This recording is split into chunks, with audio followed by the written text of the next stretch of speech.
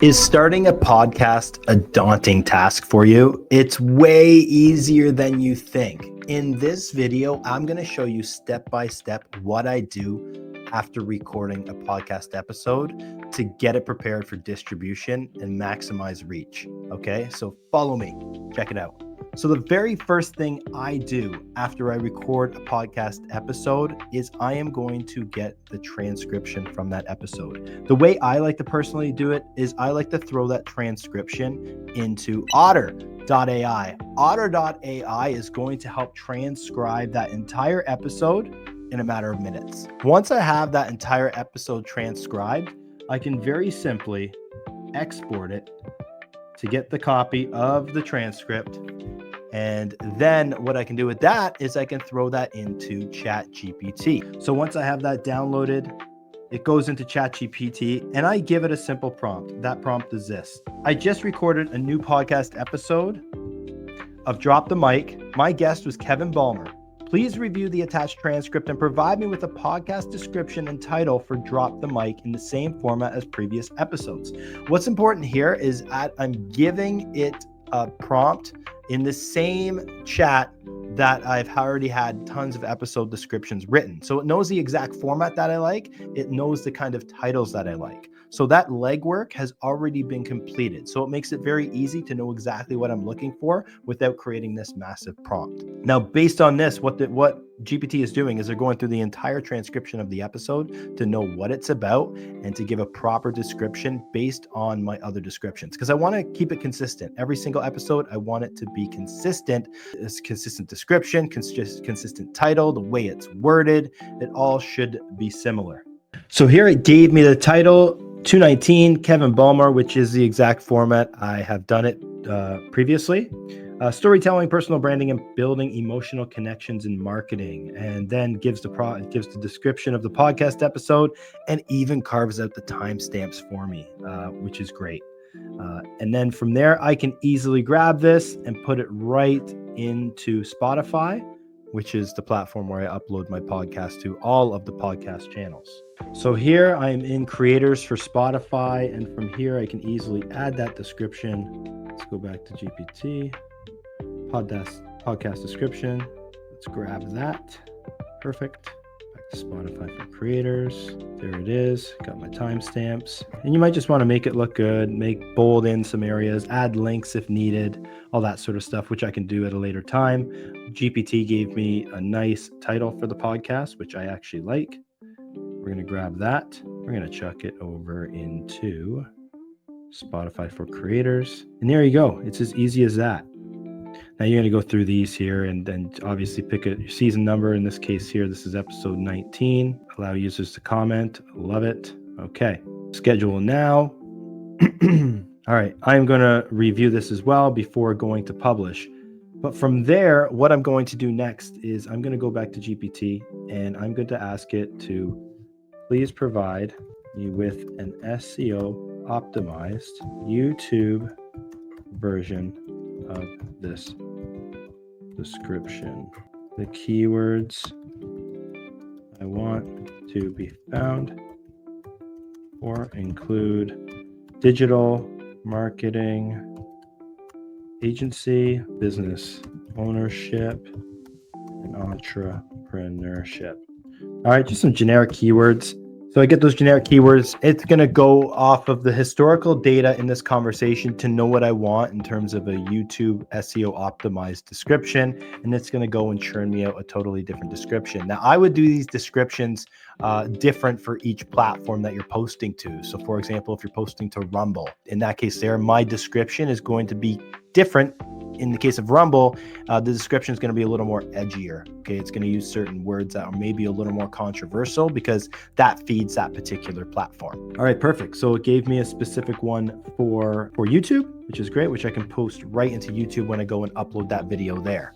Now that was a quick and dirty way to not just record your podcast episode, but distribute that podcast episode. Now, the one last piece to the puzzle is what about all of the content from the video podcast content? What are you going to do with that? How are you going to generate that? In that case there, I'm going straight over to Opus Clip. Opus Clip allows me to upload the entire 45-minute episode and is going to get me clips as long as I want them to be. So 30 seconds to a minute. I like to do auto. Anything under around 90 seconds, a minute and a half is pretty good social media content. But again, if you want clips under 30 seconds, you can choose that as well. From there, I'm choosing podcast, it's a genre, and you can actually include specific moments. So let's say I only want to grab clips of us talking about artificial intelligence from the episode, then I'll just put in artificial intelligence there as an example. Or if I only want to pull in clips of us talking about meta advertising, then I'll put meta advertising in there, so it will look for that specific word and pull clips from that video episode accordingly. In this case here, I'm just going to grab random clips from the entire episode. I personally have my own personal template, which I'm going to use here. And then from there, I get my clips in one click. Now it's going to take a bit of time to produce this, but once that is complete, I will come back. Now, while Opus continues to load the clips, it looks like we're at 34% with about 8 minutes remaining. So while that's starting to think, I'm going to go on over to YouTube. And on YouTube, this is what happens. So I upload the video's been uploaded. Now I need to grab a title that's going to get people to click, and also a description that is SEO optimized, which was already generated by GPT. So in this case here, I got this title from ChatGPT: build a personal brand that sells, digital marketing business ownership. It's got a VidIQ score of 88. VidIQ, great platform, by the way. Check it out if you're doing any YouTubing. Okay, so it gives me this score of 88. And from there, I can actually change what the preferences, or I can actually change suggestion preferences so that it gives me different title options. And in this case here, it gave me this generic one. The video appears to be a podcast, a discussion between two people conducted remotely, blah, blah, blah, blah, blah. It just gives me some generic description. I actually want to change that and say, you know what I'm going to do? I'm actually going to go into GPT. I'm going to grab the description from GPT, and I'm going to go directly to YouTube, and I'll put it right in there. All right. Target keyword, we'll say business ownership and emotion. You can actually pick your emotion: comparison, credibility, curiosity, desire, extreme, list, negativity, question. I'm just going to go to, let's go credibility. Done. Now it's going to give me some different options here. Suggestions. I built 6-figure business ownership empire with storytelling, expert business ownership strategies for digital marketing success. It got a score of 94. I'm just going to go ahead and grab that one there. I think that will do. Now the optimization score, which I believe was about 60 something, is now up to 84 just by changing the title of that. Now, once I've done that, I can go down here and add keywords that you want to include in your description if I want. So we'll say business ownership, digital marketing, artificial intelligence. Then I'm going to generate an AI description. Boom, learn expert business ownership strategies for digital marketing success, including the latest trends like artificial intelligence. Take your marketing game to the next level. Let's insert that, and that's going to go right at the top. Perfect. So now when I expand this, the high priority items are all checked off. And those high priority items include your title evokes intrigue. It's clear what your video is about and why the viewer should watch. Your title is easy to understand. Your title isn't too long. Checks all the boxes there. The low priority stuff I can work on. Keywords in the first 200 characters of your description. Has video chapters, added to a playlist, all that stuff, which I can add to or fix as well to get that score up from 84. All right, so I will work on that stuff there. Playlist, automatically going to put that under the that's going to be Drop the Mic with Jason Hunt. Perfect. Not made for kids. All right. No, it's real content. There is a paid promotion in there. And then I'm going to add my tags. I've gone ahead and added a bunch of keywords there as well. Again, VidIQ is great because it gives you a score on what they think the keyword is worth, which helps you in selecting keywords. I selected a bunch there. Try to max it out as much as possible. Now, once I have all of my keywords, everything looks good to go. There's an optimization score now of 92 after adding those keywords. Once that's done, now I'm going to go next. And I always like to add an end screen as well. It's something you want to keep in mind, and it takes 2 seconds to do. Just adding that. I'm just going to grab the one that we typically grab there, and it's going to basically pull my most recent video and a link to the podcast. This is going to be at the end of the clip. I'm going to save that. Keeps people on your YouTube channel, keeps them watching more of your content. Now we're going to make it, now typically what you want to do is make it public, and VidIQ gives you the times of day when it's best to post. In this case here, it's between 12 p.m. and 2 p.m. But what I'm going to do is actually schedule this at a later time. I'll schedule this. It says between 12 p.m. and 2 p.m. are the best times to post. So I guess what we'll do is we'll probably post that one tomorrow, and we'll just put it at, let's do 1 p.m. Put it right in the middle. Right slap dab in the middle. There it is. All right, awesome. So we'll do that. I'm going to schedule that now. Perfect. And there we go. And let's go check on Opus. All right, look, Opus is done. Awesome.